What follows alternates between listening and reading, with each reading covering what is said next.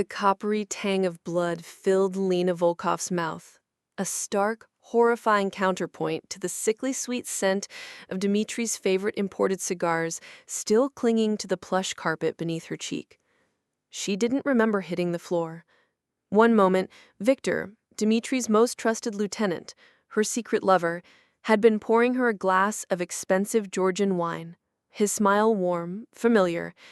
The next, a searing agony exploded in her side, the sound of the silenced pistol, a wet thump that echoed louder than any scream in the sudden deafening silence of their penthouse living room. Her glass shattered on the marble, crimson wine mingling grotesquely with the darker crimson spreading beneath her silk blouse. Victor's face, usually so expressive with charm, was a cold, emotionless mask as he looked down at her, the gun still pointed. No remorse, only the chilling efficiency of a job done. From the doorway, Dmitry Volkov, her husband, the head of the most powerful Eastern European syndicate on the East Coast, watched. Not with surprise, but with detached satisfaction, like a man observing the removal of an inconvenient insect. He didn't even step fully into the room.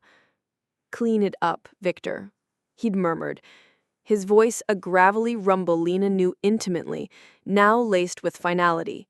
The new bride dislikes mess. The new bride, Sasha Petrova's daughter, the alliance. Lena's world, already collapsing from the bullet's impact, shattered completely. She'd been reduced to garbage, disposable. As Victor knelt, his hands efficient, impersonal, checking for a pulse she fought to still, Lena clung to the darkness behind her eyelids. The pain was immense, a white-hot inferno in her ribs, but it was nothing compared to the icy fury crystallizing in her soul. "You think I'm dead?" The thought wasn't a question, but a vow, forged in betrayal and blood. Mistake. She played the corpse, her breathing shallow, imperceptible. She felt Victor's hand lingered near her neck, then withdraw. Heard Dmitri's retreating footsteps. Heard Victor's voice, cold and clear, ordering disposal. The river waited. As they roughly bundled her into a thick canvas sack, the agony was blinding, but Lena embraced it. It was the only thing keeping her conscious, anchoring her to the burning purpose now consuming her: survival, revenge. She was no longer Lena Silk Volkov, the decorative wife. She was ember, and she would burn their world to the ground. The cold, oily water of the Hudson River was her baptism. The shock of it, the choking darkness inside the sack, the weights dragging her down, it should have been the end. But the icy water also numbed the searing pain in her side, and the primal will to survive, fueled by white-hot rage, erupted. She thrashed, clawing at the rough canvas with fingers already going numb. A seam gave way, tearing under her desperate assault. Icy water flooded in. She kicked, propelled by terror and fury, fighting the weights, fighting the current, fighting the darkness. Her lungs screamed for air. She breached the surface with a ragged, silent gasp, swallowing more foul water than air. The city lights glittered coldly in the distance. The barge they'd dumped her from was already a dark smudge moving away. She was alone, bleeding, freezing, but alive. She dragged herself onto a slimy, deserted pier under the cloak of night, collapsing behind rusted shipping containers. The wound in her side pulsed with every heartbeat, a grim reminder. She ripped a strip from her ruined silk blouse, stuffing it against the hole, biting back a scream. The pain was a forge, hammering her resolve into something harder than steel. Dmitri thought her erased. Victor thought her silenced. Mistake. Ember crawled, then stumbled, then walked, a spectral figure dripping river water and blood into the pre-dawn shadows of the decaying waterfront district. The territory Dmitri considered beneath his notice, the festering edges of his glittering empire. The next months were a descent into a different kind of darkness. Survival was a brutal, daily battle. She found refuge in the crumbling shell of an abandoned textile factory, a grim irony not lost on her. She treated her wound with stolen antibiotics and grim determination, the scar a permanent brand of betrayal. She shed silk completely. Her hair, once a cascade of dark silk, was hacked short and dyed a muddy brown. Expensive clothes were replaced by thrift store anonymity. She moved through the underbelly Dmitri ignored, the struggling immigrant communities exploited by his protection rackets, the street gangs squeezed too hard, the independent smugglers muscled out by his monopolies. She listened. She learned. She traded her innate intelligence, honed over years observing Dmitri's ruthless strategies, for scraps of food, information, and eventually, trust. She started small, almost invisibly. A tip to a small Vietnamese restaurant owner about an impending inspection by Dmitri's enforcers, allowing him to hide his best stock. A whispered warning to a group of Albanian auto thieves about a rival crew planning an ambush. Small acts of defiance, carefully orchestrated to look like luck or coincidence. She didn't seek gratitude. She sought obligation. She became a ghost story, a woman who knew things, who appeared when needed, who asked for little, but remembered everything. She recruited not with promises of power, but with promises of survival and retribution. There was Misha, a hulking former dock worker whose brother had been crippled for refusing to pay exorbitant security fees. His loyalty was fierce, his strength immense. There was Anya, a razor-sharp Ukrainian hacker whose entire family had been deported because Dmitri's corrupt contacts in City Hall needed a scapegoat. Her skills in the digital shadows were unparalleled. And there was Old Man Chen, a wizened master of logistics who ran a network of messengers and informants Dmitri had deemed obsolete. He remembered Lena's family, the Volkovs, before Dmitri's greed corrupted the name, and saw the ember of that old honor in her eyes. Ember's network grew, a spiderweb spun in the neglected corners of Dmitri's domain. She didn't challenge him directly, she undermined him. Her first major strike was against his cash flow. Dmitri's main heroin pipeline ran through the docks, controlled by a brutal but unimaginative captain named Grigor. Ember didn't attack the shipment. She attacked the information flow. Anya hacked into the Port Authority scheduling system, subtly rerouting the container ship carrying Grigor's goods to a different, heavily monitored terminal. Simultaneously, an anonymous tip flooded the DEA's secure tip line with precise details. When Grigor's men arrived for the pickup, they walked straight into a DEA raid. Millions of dollars worth of products seized. Grigor, captured after a bloody shootout, blamed incompetence, but Dmitri was furious. The loss was significant, the blow to his reputation more so. Who had leaked? Ember watched the fallout from the shadows, sipping bitter tea in Old Man Chen's cluttered back room. He blames Grigor, Chen murmured, his eyes sharp, and the Westies. The Westies were a small, ambitious Irish crew trying to muscle into Dmitri's territory. Ember smiled, a cold, fleeting thing. Let him. She fed the paranoia, a carefully doctored communication, seemingly from a Westie lieutenant, bragging about the DEA tip, was quote-unquote leaked to Dmitri's intelligence network. Dmitri's retaliation was swift and brutal. The Westies were crushed, their leadership eliminated in a single bloody night. But the violence drew unwanted police attention, and Dmitri lost valuable foot soldiers in the fight. Ember's second cut was more personal. Victor. He was Dmitri's sword arm, his enforcer, the traitor who had pulled the trigger. Ember wanted him to suffer, to doubt, to fear. A series of seemingly random, minor failures plagued Victor's operations. A key weapons shipment was delayed due to miscommunication. A lucrative gambling den he protected was raided by Vice after an anonymous tip about underage patrons.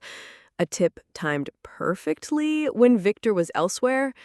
Rumors began to circulate among the lower ranks, fanned by Misha's quiet presence in the right bars. Victor was slipping. Maybe he'd lost his edge. maybe he was skimming. Ember targeted his ego. She anonymously sent him a single, high-quality bullet casing, the same caliber as the one he'd fired into her, delivered to his personal apartment. No note, just the casing. Victor increased his security, became jumpier, more volatile. He started seeing threats everywhere, lashing out at his own men, straining his relationship with Dmitri, who viewed paranoia as weakness. Dmitri needed stability, especially with his upcoming wedding to Sasha Petrova's daughter, Irina, a union meant to solidify his alliance with the powerful Petrova Bratva. Ember saw her opportunity. The Petrova alliance was Dmitri's crown jewel. Destroying it would be his ultimate humiliation. She learned everything she could about Irina Petrova. Not a passive bride, but a sharp, ambitious woman raised in the brutal Petrova tradition. Ember didn't attack Irina, she offered her a revelation. Through an intricate, untraceable chain of cutouts, Ember delivered a dossier to Irina. It contained meticulously gathered evidence, financial records showing Dmitri siphoning Petrova funds into his own shell companies, transcripts of intercepted calls where Dmitri disparaged the Petrova leadership, calling them backward peasants, and crucially, evidence of Dmitri's numerous infidelities, including photos and dates extending beyond his courtship of Irina. The final piece was a single sheet, a copy of Lena Volkov's death certificate, conveniently backdated just before Dmitri proposed to Irina. The message was clear.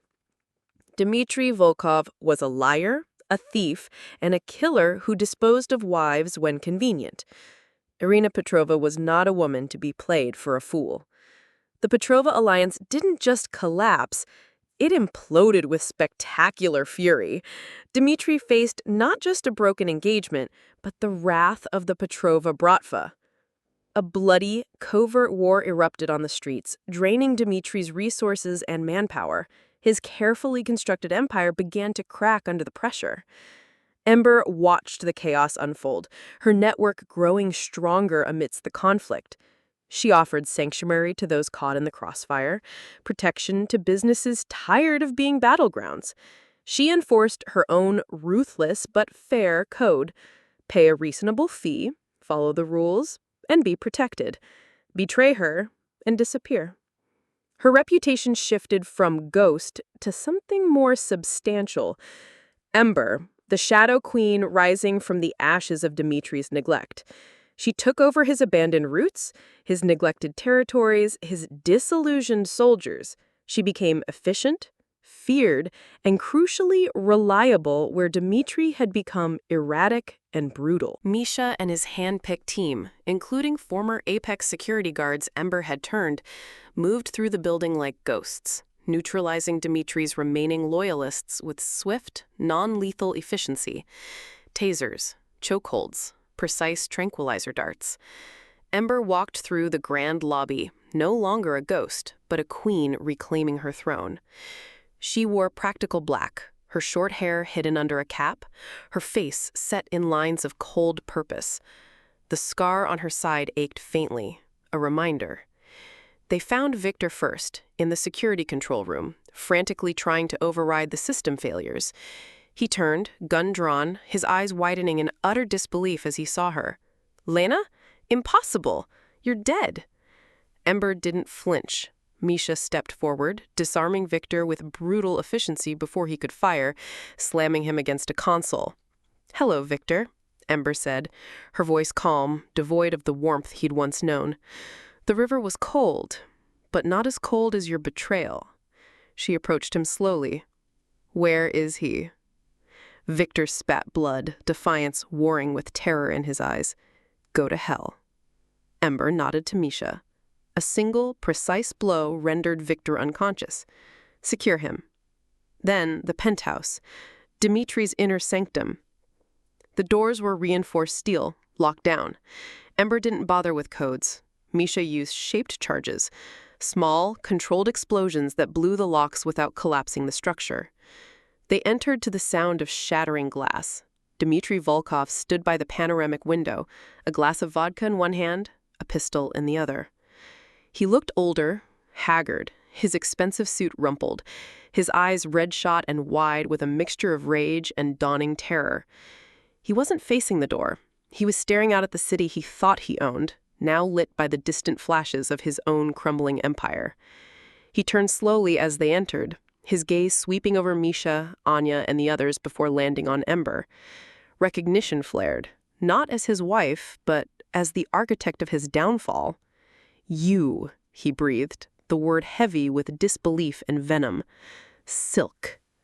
"Ember," she corrected, stepping forward. Her voice echoed in the vast, opulent room. "The name is Ember now." Dmitry laughed, a harsh, grating sound devoid of humor. He raised the pistol, not quite steady, aimed at her chest. "A ghost? A rat crawling from the gutter? You think this changes anything? You think this pathetic rabble makes you queen?" He gestured wildly with the gun. "This is mine. I built this." "You stole it," Ember stated flatly, continuing her slow advance. "You stole it from better men, from honorable traditions. You built it on betrayal and blood, including mine." She stopped a few paces away. "And now it's mine." Dmitry's eyes darted to the door, to his fallen guards, back to Ember. The reality was sinking in. His fortress had fallen. His empire was fracturing. His most trusted man was captured. The pistol trembled in his hand. You planned this? All of it? The Petrovas? The leaks? Victor?" "Every step," Ember confirmed. Her gaze was icy, relentless.